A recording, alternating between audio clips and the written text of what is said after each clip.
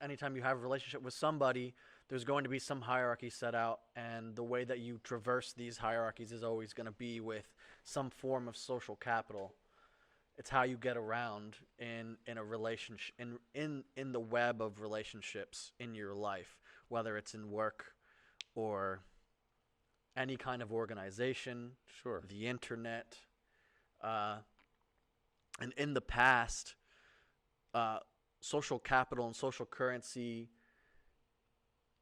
networks were more based, I think, in the physical realm. They were Yeah. absolutely entirely based in the physical realm. And, they were loose associations through neighborhoods and small communities until, what maybe the 30s and 40s in this country, where the men's organizations started to Yeah. sort of get together as You have some networking water on your nose. buddies. It's Coffee. bugging me. Thanks. It's my coffee cup lid. It likes to spit on you. The nub Sorry that for closes it is interrupting you. always, it's all right. Uh, when the things like the Kiwanis clubs and the Lions clubs and things like that, the Elks lodges and all that sort of stuff, Correct, yeah. started coming together. Those Yeah. were networking things, and people also used to do it through their churches. Yeah, yeah. There are a lot of examples of classic interpersonal networks, community barbecues, religious congregations, sporting events, veterans associations, book clubs, and especially like you spoke on some things about men's clubs, but just things that women could get involved in too, which was child rearing.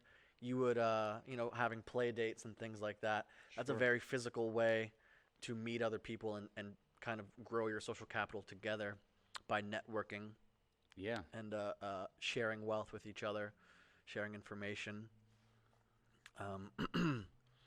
So these places would provide a circumstance where people would come together, speak their minds about community and world events, and that would help communities build consensus amongst each other, which then is the basis of actual communities. And then from the community having consensus, that will spread out to the fringes of other communities, and then it becomes sort of a trend through a nation, through a country.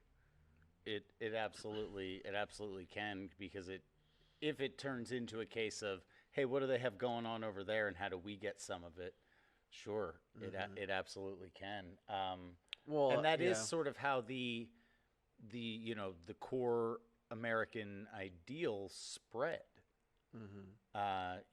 Decisions made within communities took off to the next communities. I mean, people didn't leave because it was like, I hate everything. It was like three issues, or it was to go find something else, and they didn't have a problem with anything, so they carried the same ideals to wherever they settled down.